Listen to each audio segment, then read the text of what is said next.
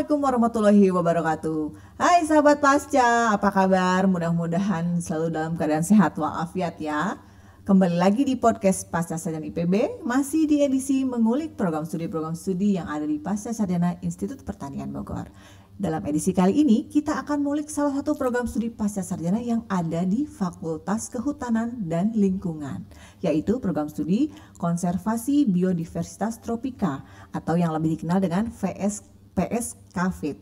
Untuk itu telah hadir di sini bersama kita Ketua Program Studi dari PSKVT, yaitu Profesor Dr. Insinyur Yanto Santosa, DEA. Apa kabar Bapak? Alhamdulillah baik. Selamat pagi sahabat Pasca semuanya. Sehat ya Pak ya? Alhamdulillah baik sehat. Ya. Baik, kali ini kita mau ngobrol-ngobrol nih Pak tentang PSKVT atau PS Konservasi Biodiversitas Tropika. Menarik ya teman-teman sahabat Pasca ya, dari nama program studinya aja sudah menarik nih Pak. Nah, untuk pertanyaan pertama nih Pak. PSKVT ini yang saya baca ya merupakan satu-satunya program studi konservasi biodiversitas tropika yang ada di Indonesia. Nah, mungkin Bapak bisa menceritakan dahulu nih Pak untuk mungkin kami sebagai orang awam kan hanya mengetahui konservasi itu berarti kan untuk merawat. Nah, mungkin Bapak bisa menceritakan tentang PS Konservasi Biodiversitas dari mulai pembentukannya dan apa saja yang dipelajari di PSKVT. Silakan Bapak. Baik. Jadi kalau bicara sejarahnya cukup panjang. Singkat aja Pak. Ya. Jadi dimulai pada tahun 90-an itu Fakultas Kehutanan, waktu namanya masih belum lingkungan tambahannya, itu kita ada program Pasca Sarjana Ilmu Pengetahuan Kehutanan. Di dalamnya ada beberapa peminatan. Salah satu di antaranya adalah peminatan pengelolaan hidupan liar, wildlife management. Nah, kemudian berkembang dengan munculnya istilah konservasi dan sebagainya, maka pada tahun 2001 nama pemerintahan dirubah menjadi Konservasi Sumber Daya Hutan. Nah, tahun 82 sebetulnya didirikan yang pertama kali Indonesia untuk program sarjana, itu sarjana konservasi sumber daya hutan. Untuk sarjananya berdiri ya, di tahun 82. Betul. Nah, kemudian berkembang. Pada tahun 2005 di kita dibentuk dua prodi. Yang pertama prodi konservasi biodiversitas tropika dan yang kedua ada prodi manajemen ekowisata dan jasa lingkungan, gitu ya. Nah, itu berkembang. Ya kan? Jadi dari segi tahun kita memang baru lahir tahun 2005, bahkan SK-nya baru 2007. Ya kan? Itu untuk S2 dan S3? Untuk S2 dan S3 sekaligus. Nah, saya ketuanya untuk kedua program tersebut. Kemudian pada perkembangannya sesuai dengan kebijakan IPB, pada tahun 2020 kemarin dua program tersebut di merger. Ya kan? Tapi tetap menggunakan nama Konservasi Biodiversitas Tropika. Di dalamnya ada dua peminatan. Yang pertama ada konservasi tropika dan yang kedua adalah manajemen ekowisata dan jasa lingkungan. Nah, kita bicara tentang the only one. Ya, memang di ASEAN belum ada. Bukan cuma di Indonesia ya. Bukan hanya di Indonesia ternyata sahabat Pasca PSKVT ini ya. Ya. Tapi di ASEAN belum ada. Ada yang lain biologi konservasi misalkan. Tapi tidak bersama. Apalagi dengan penggabungan dua prodi ini, maka KVT ini menjadi program studi yang sangat unik, ya kan, di ASEAN. Ya, bahkan mungkin dunia kalau untuk dua ini, ya kan. Nah, sehingga kami merasa bahwa ini penting buat negara ini gitu, dan bukan buat dunia. Terutama negara Indonesia ya Pak ya, yang sangat ya, karena Indonesia adalah negara kedua terkaya untuk keanekaragaman hayati tropika gitu. Baik, nah ternyata sahabat Pasca ya, untuk PSKVT sendiri memang baru berdiri di tahun 2005 untuk pasca sarjananya ya Pak ya. Betul. Tapi sejak tahun 90. 1090 itu sudah menjadi peminatan. Betul. Di Prodi Fakultas Kehutanan, IPK, di ya. Prodi IPH.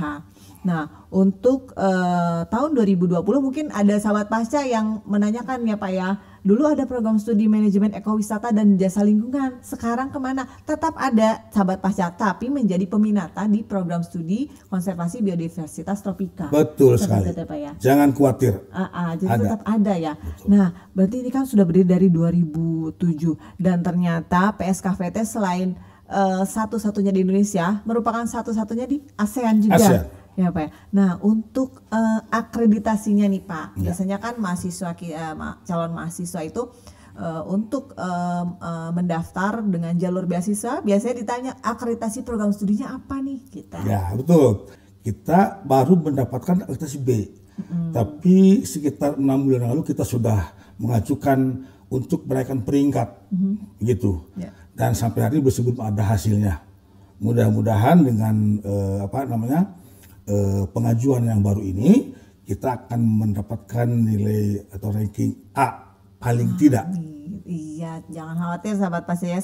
Jadi PSKVT ini memang sudah terakreditasi lama meskipun nilainya masih B, tapi mudah-mudahan dalam tahun ini ya Pak ya hasilnya bisa naik menjadi A. Jadi Amin. jalur untuk Ya. beasiswanya bisa lebih besar lagi kansnya ya Pak Betul. ya. Seperti itu. Nah, untuk ciri khas dari PSKVT tadi ya Pak ya. Salah satu ciri khasnya itu selain satu-satunya di Indonesia dan juga mencakup tadi ya Pak ya, selain konservasi dan juga biodiversitas, dia juga ada bidang minat manajemen ekowisata. Dan untuk di Indonesia sendiri tentunya sebagai negara yang terbesar kedua ya Pak ya, dengan keanekaragaman hayati yang sangat banyak di negara Indonesia, tentunya PSKVT sangat memiliki peluang ya Pak ya untuk mahasiswanya bekerja, bidang kerjanya seperti itu ya Pak ya. Nah mungkin Bapak bisa menceritakan lulusan KVT ini apa yang diharapkan dari lulusan KVT, kompetensi apa yang dimiliki oleh lulusan KVT dan juga mungkin peluang kerjanya itu di bidang apa saja. Baik, dari kurikulum yang kami susun memang kami menargetkan agar para lulusan KVT ini mampu mengembangkan dan menerapkan ilmu pengetahuan dan teknologi dalam konservasi keanekaragaman hayati tropika. Nah, kata-kata konservasi memang dahulu sering dikonotasikan atau dimaknai sebagai pelestarian dan perlindungan semata. Padahal yang sebenarnya konservasi mengandung makna atau 3 pilar. Yang pertama adalah perlindungan pengawetan, lalu pelestarian, dan yang ketiga adalah pemanfaatan. Nah, keistimewaan dari nanti urusan kita ini, di samping akan mampu mengembangkan dan menerapkan ilmu teknologi dalam bidang pelestarian perlindungan, juga dalam pemanfaatan optimal.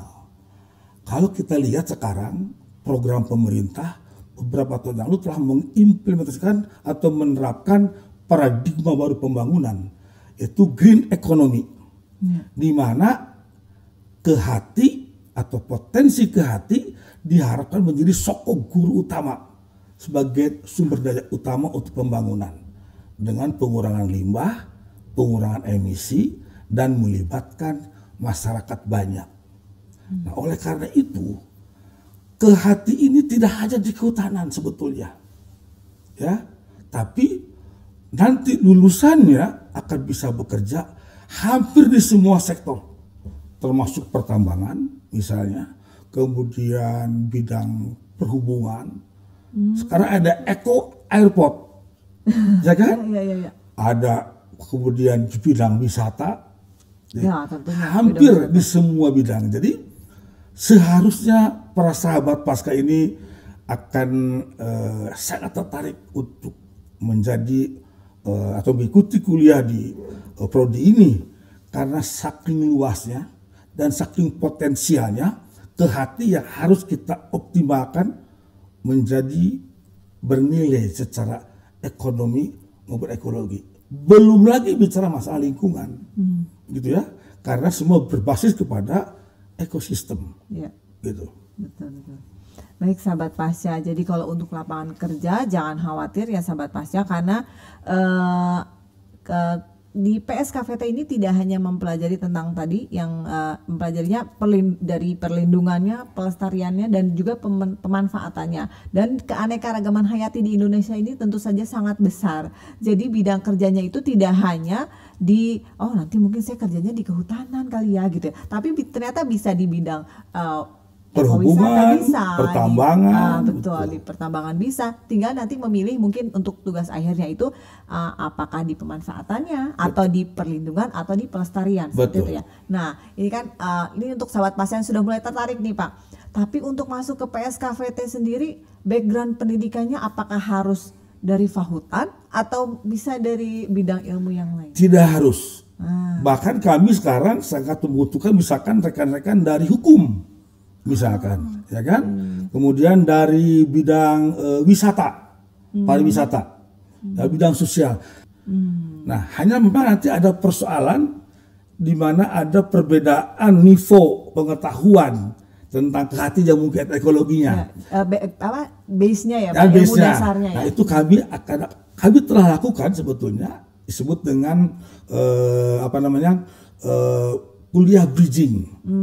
Jadi ada kuliah persiapan bagi mereka-mereka yang belum dapat ilmu-ilmu ekologi atau biologi. Pendidikannya belum sama ya. Betul. Tapi in prinsip kami akan menerima hampir di semua bidang, terutama yang memang dibutuhkan dalam rangka konservasi Kehati, jasa lingkungan maupun ekowisata. Oke, jadi jangan khawatir sahabat Pasca, jadi tidak hanya dari lulusan kehutanan saja ya Pak ya, tapi di ekowisata, karena kebetulan di PSKVT sendiri kan ada peminatan manajemen ekowisata dan jasa lingkungan. Betul. Jadi jangan khawatir ya, masih sedikit nyambung lah kalau untuk bidangnya di tadi perlindungan, pelestarian dan pemanfaatan, nanti tinggal di mata kuliah tugas akhirnya saja ya Pak ya, yang disesuaikan dengan background pendidikannya dan juga background pekerjaannya. Seperti itu. Nah, untuk PSKVT sendiri nih Pak, kiat-kiat apa yang telah dilakukan oleh PSKVT supaya mahasiswanya itu bisa lulus tepat waktu? Apa mungkin dari untuk praktikum mungkin kita di IPB sendiri tidak kesulitan ya Pak ya untuk praktikum di lapang, karena IPB sudah menyediakan laboratorium lapang yang cukup besar ya. Kiat-kiat apa aja sih Pak? Baik. Memang saya sering mendengar obrolan dari para mahasiswa. Katanya kalau masuk IPB itu mudah, katanya. Yang susah keluarnya. Itu mungkin dulu. Pertama, saya sangat menghargai upaya Pak Dekan Pasca kita, Prof. Anas. Dengan monitoring dan evaluasi yang luar biasa, sangat ketat, salah satu dasar strategi yang baik untuk memantau mahasiswa dan dosennya sekaligus, ya kan? Yang kedua, memang kami sudah mulai menerapkan sistem timeline yang ketat untuk mahasiswa dan dosennya. Jika terlambat, siapa yang salah kita ganti. Apa itu dosen, apa itu mahasiswanya, untuk mempercepat, begitu. Jadi mitigasi, ya Pak, betul. Kemudian kita akan panggil mahasiswanya, ya kan, setiap periode tertentu secara periodik. Nah, dan ini keunggulan di KPT nih, dosen-dosennya adalah pakar-pakar yang mempengaruhi kebijakan pemerintah. Di samping karena kita di kehutanan, tempat praktek melimpah. 55 taman nasional, hutan lindung, hutan konservasi, taman buru, itu pada prakteknya merupakan lab-lab alam yang mahasiswa KVT bisa langsung kita di situ. Karena Pak Rektor, Pak Dekan sudah MOU dengan Kementerian Kehutanan. Kami Dekan Kehutanan sudah MOU dengan Dirjen KSDA yang menguasai seluruh kawasan konservasi. Ya kan? Dan jangan lupa nih, dosen KVT banyak proyeknya. sehingga penelitian itu banyak melibatkan mahasiswa. Okay. Nah, proyek-proyek ini juga yang juga mendorong mahasiswa ditarget lulus cepat. Karena laporan proyek harus selesai juga kan. Betul. Nah, jadi sahabat Pasca jangan ragu ya. Biasa kami dominasi mahasiswa gratis, tidak ada biaya untuk biaya penelitian tidak ya, ada. ya. Bahkan kalau di beberapa lokasi mahasiswa pulang dikasih uang saku sama pemilik perusahaan atau pemilik lokasi. Menarik itu Pak. Menarik sekali kan. Baik sahabat Pasca, jadi kalau untuk tadi salah satu yang biasanya menjadi kriteria menjadi masalah untuk mahasiswa untuk tepat waktu adalah di penelitiannya ya Pak ya. Tapi jangan khawatir sahabat Pasca, untuk di PSKVT sendiri untuk penelitiannya PSKVT atau IPB sendiri sudah bekerja sama dengan Kementerian Kehutanan. Jadi untuk penelitian mahasiswa IPB bisa meneliti di berbagai balai taman nasional yang ada di Indonesia. Jadi tidak perlu takut kekurangan, saya nanti penelitiannya di mana ya, seperti itu ya Pak ya. Dan juga dosen KVT sendiri sudah banyak yang memiliki proyek penelitian, jadi mahasiswa tidak perlu mengeluarkan full biaya untuk penelitian ya Pak ya, tapi bisa ikut dengan dosen pembimbingnya. Seperti itu sahabat Pasca. Jadi jangan khawatir ya sahabat Pasca, dan KVT atau IPB Pasca sendiri sudah menerapkan gerakan lulus tepat waktu. Jadi jangan khawatir sahabat Pasca, nanti saya lulusnya nanti susah nggak ya gitu ya, karena mitigasi juga sudah dilakukan ya Pak ya. Kita monef setiap akhir semester seperti itu ya Pak ya. Jadi kalau ada permasalahan segera ditanggulangi. Betul sekali. Itu. Nah untuk KVT sendiri nih Pak, kebetulan nih Pasca kan sedang membuka pendaftaran untuk semester genap 2022-2023. Untuk PSKVT sendiri, baik program magister atau doktornya sendiri, membuka berapa kali pendaftaran Pak? Dan juga Pasca sendiri memiliki 3 jalur pendaftaran sebenarnya Pak ya. Ada by course, ada by research, dan juga ada penyelenggaraan khusus. Nah untuk PSKVT sendiri membuka jalur pendaftaran dan jalur. Untuk kedua hal tersebut KVT ikut IPB. Pertama, kita juga membuka 3 jalur. Jalur reguler biasa, ya kan. Kemudian jalur khusus. Kemudian yang ketiga kita bikin jalur by riset. Sama S2, S3. Nah, sama. Jadwal pendaftaran itu sama dengan IPB. Ya kan, jadi segeralah berbondong-bondong, jangan sampai ketinggalan. Iya, gitu. Baik sahabat Pasca, PSKVT sudah membuka jalur pendaftaran 2 kali di semester genap dan ganjil. Jadi kalau ada yang ketinggalan nanti di semester ganjil, misalkan baru lulusnya bisa ikut di ganjil. Dan juga untuk berbagai background pekerjaan mungkin ya, kalau dari jalur pendaftaran. Untuk yang baru lulus bisa ikut di jalur by course atau reguler. Untuk para peneliti ya Pak ya, bisa mengambil jalur by riset. Karena sekarang BRIN ya sedang membuka pendaftaran. Jadi sahabat-sahabat Pasca yang berasal dari background peneliti bisa mendaftar jalur by riset. Atau juga mungkin sahabat Pasca yang masih bekerja dan tidak bisa mengikuti perkuliahan di jalur reguler, bisa mengikuti perkuliahan di jalur penyelenggaraan khusus ya Pak ya, yang diadakannya di luar jam kerja. Seperti itu. Jadi PSKVT sudah mengakomodir nih background pekerjaan ya Pak ya, dari peneliti bisa, dari fresh graduate bisa, dan dari yang bekerja pun bisa. Nah mungkin sedikit tambahan nih Mbak, berarti kan KVT sudah berdiri dari 2007 nih. Berarti kan lulusannya itu sudah banyak ya Pak ya. Mungkin bisa diceritakan lulusan KVT itu ada tersebar di mana saja, di instansi kah, atau ada yang berwira swasta mungkin? Ya, jadi beragam. Tapi memang sebagian lebih kepada menjadi staf di Kementerian LHK. Yang S2 bimbingan saya saja misalkan udah menjadi kepala Balai Taman Nasional. Sudah, kemudian ada yang menjadi staf di Balai-Balai Taman Nasional atau konservasi. Kemudian ada juga yang menjadi konsultan, ya freelance. Kemudian di perusahaan-perusahaan, termasuk kebun sawit. Ya, saya punya bimbingan S3 yang beliau di konsultan permanen di perusahaan kebun sawit. Ada yang di Pertamina, ada yang di Kementerian SDM, dan ada yang di Perhutani, terutama untuk bidang-bidang ekowisata. Ya kan? Dan perlu juga diinfokan bahwa bidang ekowisata, bidang jasa lingkungan ini adalah bidang-bidang sekarang lagi trendy ya. Luar biasa itu bidang itu. Karena memang Indonesia sedang meningkatkan wisata ya Betul, Pak ya. Jadi saya pikir tidak ada keraguan harusnya. Ya, dan banyak yang masih harus dieksplor, banyak tempat wisata yang belum dieksplor di Betul Indonesia. Sekali. Dan juga dengan ilmu yang didapat dari KVT, tidak hanya mengeksplor tapi mengeksplor juga dengan perlindungan dan pelestarian. Justru itu kehebatannya KVT, bahwa kita memanfaatkan dengan tetap peduli kepada kelestarian dan perlindungannya. Seperti itu sahabat Pasca.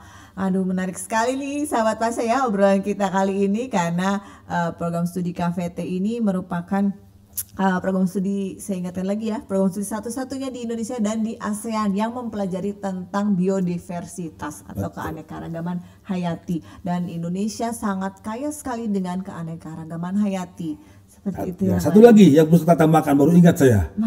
Kita dalam proses kerjasama double degree dengan beberapa perguruan tinggi di Prancis dan di Malaysia. Jadi ke depan S2, S3 KVT baik MEJ juga, maka akan dapatkan 2 diplom. Ya kan? Nanti 6 bulan di Prancis atau di Malaysia, sisanya di sini, maka akan dapat gelar double degree. Dengan demikian kan akan lebih efisien, di mana ijazah perguruan tinggi luar negeri dapat kita peroleh juga di sini. Ya, itu menjadi penting barangkali untuk teman-teman semua. Dan juga bisa mendapatkan pengalaman ya Pak ya, dengan dengan double degree tersebut bisa sahabat Pasca bisa mendapat pengalaman untuk berkuliah di luar dan juga di IPB tentunya. Seperti itu ya Pak ya. Iya, betul. Alhamdulillah. Nah, sahabat Pasca, demikian nih ngobrol-ngobrol kita kali ini dengan Ketua Program Studi Biodiversitas Konservasi Biodiversitas Tropika. Mohon maaf, belibet nih. Terima kasih sekali Bapak atas ngobrol-ngobrolnya. Semoga apa yang kita sampaikan bermanfaat bagi sahabat Pasca tentunya. Mohon maaf bila ada kata-kata yang kurang berkenan. Apabila mungkin masih ada yang kurang jelas atau ingin ditanyakan oleh sahabat Pasca nih tentang PSKVT ini, bisa datang langsung ya Pak ya, di Sekretariat PSKVT di Departemen Konservasi Sumber Daya Hutan dan Ekowisata Fakultas Kehutanan dan Lingkungan di Kampus IPB Dramaga Bogor, atau bisa melalui email di kvt@apps.ipb.ac.id, atau juga bisa mengunjungi website kvt.ipb.ac.id. Mungkin bisa dicek dulu nih sahabat Pasca di webnya, karena sudah lengkap sekali mengenai kurikulumnya, mengenai staf mengajarnya ya Pak ya. Dan untuk informasi mengenai pendaftaran bisa menghubungi kami di panitia di Gedung Sekolah Pasca Sarjana IPB Kampus IPB Dermaga di lantai 3, atau bisa melalui alamat pmbpasca@apps.ipb.ac.id. Untuk informasi mengenai pendaftarannya sendiri bisa langsung dilihat di laman admisi.ipb.ac.id. Seperti itu. Demikian perbincangan kita kali ini. Sebelum menutup podcast ini, izinkan saya menyampaikan sebuah pantun. Oh, luar biasa. Ya Pak ya, didengarkan. Pergi ke pasar membeli ikan sepat, sekalian makan angkringan Pak. Ayo sahabat Pasca, cepat-cepat daftar ke PSKVT Fakultas Kehutanan dan Lingkungan. Mantap. Sampai jumpa di podcast Pasca Sarjana IPB selanjutnya. Sekolah Pasca Sarjana ramah dan berkualitas. Wassalamualaikum warahmatullahi wabarakatuh.